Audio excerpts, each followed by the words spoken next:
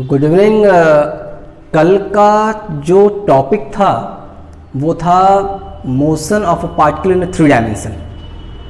तो last lecture में मैंने बताया कि motion of a particle in 3 dimension में उसकी वेलोसिटी कैसे निकाली जाती है। आज उसी को एक्सटेंड करना है and then we are find the acceleration of a particle in 3 dimension. Means motion of a particle in 3 dimension. Now we are find a velocity.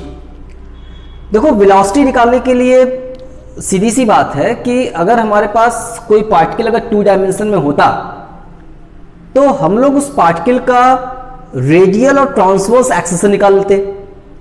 तो रेडियल ट्रांसवर्स एक्सेलरेशन निकालना होता तो बीएससी सेकेंड ईयर में मैंने पढ़ाया था आप लोग को कि अगर कोई पार्टिकल है और उसका रेडियस वेक्टर r है, वेक्टोरियल एंगल थीटा है, तो उसका जो रेडियल वेक्टर होगा वो होगा r double dot minus r theta dot radial.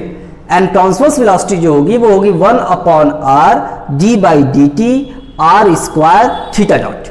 ये वैल्यू होती थी उसकी। बस उसी को थोड़ा एक्सटेंड करना है। हम ये कह रहे हैं कि अगर हमारा पार्टिकल p, कल p के बारे में डिस्कस किया था मैंने, अगर पार्टिकल p का कोऑर्डिनेट कार्टेशियन होता, x y z होता, तो d2x upon d t square, d2y upon d t square and d2z upon d t square उसका एक्सेलरेशन होता। लेकिन अगर पार्टिकल का कोऑर्डिनेट r थीटा फाई है, मींस पोलर कोऑर्डिनेट है, तो पोलर कोऑर्डिनेट में उसका रेडियस वेक्टर, उसका एक्सेलरेशन क्या होगा? सिंपल सा कॉन्सेप्ट, पोलर में भी एक वैल्यू एक्सटेंड करती है। 2 डायमेंशन में r और थीटा होता है तो 3 डायमेंशन में r थीटा फाई हो जाता है। तो 2 डायमेंशन में अगर रेडियल ट्रांसवर्स वेलोसिटी है तो यहां पर भी रेडियल ट्रांसवर्स वेलोसिटी होगी। और हम ये कहते हैं कि अगर पार्टिकल n है, the plane X O Y, means आप देखिए यहाँ पार्टिकल आपका n दिखाई दे रहा है और चूंकि ये और ये आपस में पैरेलल है तो पॉइंट n का कार्टेशियन कोऑर्डिनेट एक्स वाई होगा, पोलर कोऑर्डिनेट रो और फाई होगा। तो एक्स ओ वाई में दिखाई दे रहा है, तो एक्स ओ वाई में अगर उसका कोऑर्डिनेट रो और फाई है तो अलोंग ओ एन रेडियल होगा और परपेंडिकुलर ओ एन ट्रांसवर्स होगा। Means d2 rho upon d t square minus rho d phi upon d t को d2 phi upon d t square और 1 upon rho d by d t rho square d phi upon d t. और चूंकि ये value perpendicular जा रही है तो ये z एक्सिस के पैरेलल है, तो z एक्सिस पे वेलोसिटी हो जाएगी d2z upon dt square along the np। ये बात समझ में आ गई आपको? तो अब इसके बाद कहते हैं कि अगर हमारे पास जो d2z अपॉन dt स्क्वायर है ये 2 भाग में रिजॉल्व होगा और d2 rho upon dt square भी 2 भाग में रिजॉल्व होगा। तो d2z अपॉन dt स्क्वायर अगर 2 भाग में रिजॉल्व होता है तो अलोंग OP अगर जाता है तो d2z upon dt square cos theta और अलोंग LP जाता है तो minus d2z upon dt square sin theta हो जाएगा। और उसी तरह रो अगर रिजॉल्व हो रहा है तो रिजॉल्व रो अलोंग OP जाएगा d2 rho upon dt square sin theta and along LP जाएगा d2 rho upon dt square cos theta. Along OP अगर देखी जाए वेलोसिटी एक्सेलरेशन देखा जाए तो along OP d2z upon dt square cos theta and d2 rho upon dt square sin theta along OP हो जाएगा। इससे हमने इक्वेशन नंबर 1 बना लिया।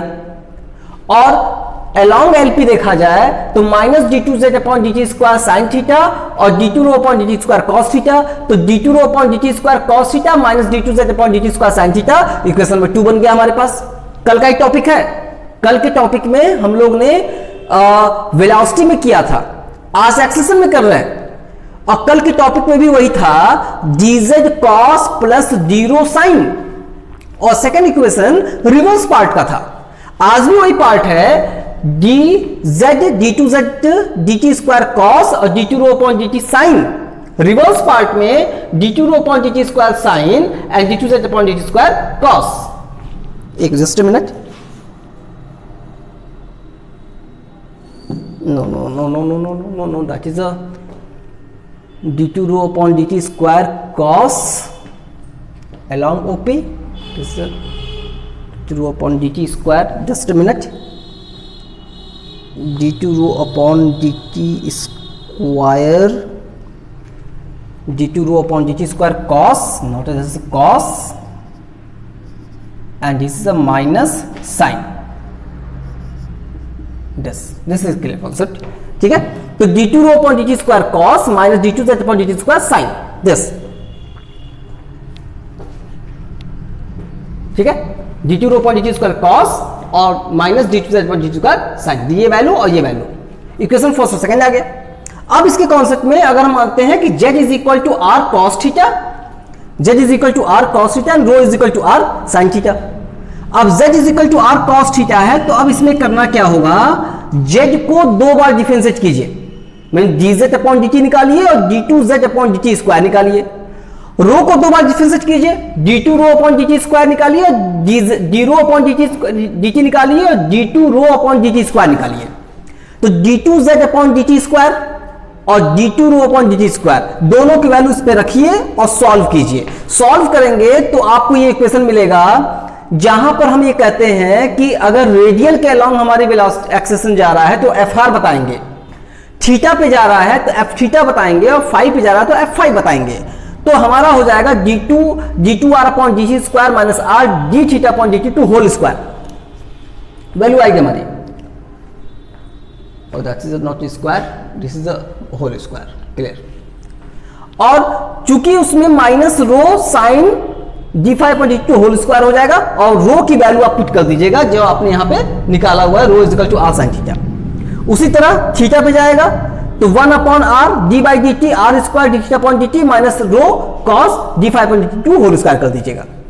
और d5 पे जाएगा तो 1 upon rho d upon dt रो स्क्वायर d5 अपॉन dt का dt हो जाएगा. मेन सिंपल सी कॉन्सेप्ट यहां पर है कि हमारे पास अगर किसी पार्टिकल का एक्सेलेरेशन निकालना है, एकदम शॉर्ट फॉर्म में बता रहा हूं, अगर एक्सेलेरेशन निकालना है आपको तो रेडियल ट्रांसवर्स निकालिए और यहां पे अलोंग एनपी कर दीजिए. रेडियल ट्रांसवर्स निकालने के बाद जो dz अपॉन dt स्क्वायर है, d2z अपॉन dt स्क्वायर है और d rho upon d2 rho upon dt square है, ये दो कंपोनेंट में कन्वर्ट हो जाएंगे. इसके दो कंपोनेंट जो होंगे d2z अपॉन dt स्क्वायर के, एक कॉस पे जाएगा एक साइन पे जाएगा. उसी तरह d2 rho upon dt square के भी दो कंपोनेंट, एक कॉस पे जाएगा एक साइन पे जाएगा. एक अलोंग ओपी होगा, एक अलोंग परपेंडिकुलर टू एलपी होगा. अलोंग वालों को एक साथ कीजिए, परपेंडिकुलर वालों को एक साथ कीजिए.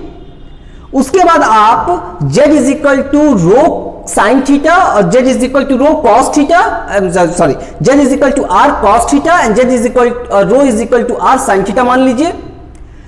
dz अपॉन dt निकालिए, d2z अपॉन dt स्क्वायर निकालिए, d रो अपॉन dt निकालिए, d2 rho upon dt square निकालिए. चूंकि d2z अपॉन dt स्क्वायर और d2 rho upon dt square की आवश्यकता हमें है, तो इन दोनों की वैल्यू उठाइए और इक्वेशन नंबर 1 और 2 में जाके रख दीजिए. रखने के बाद आप सॉल्व कीजिए तो आपको ये इक्वेशन मिलेंगे,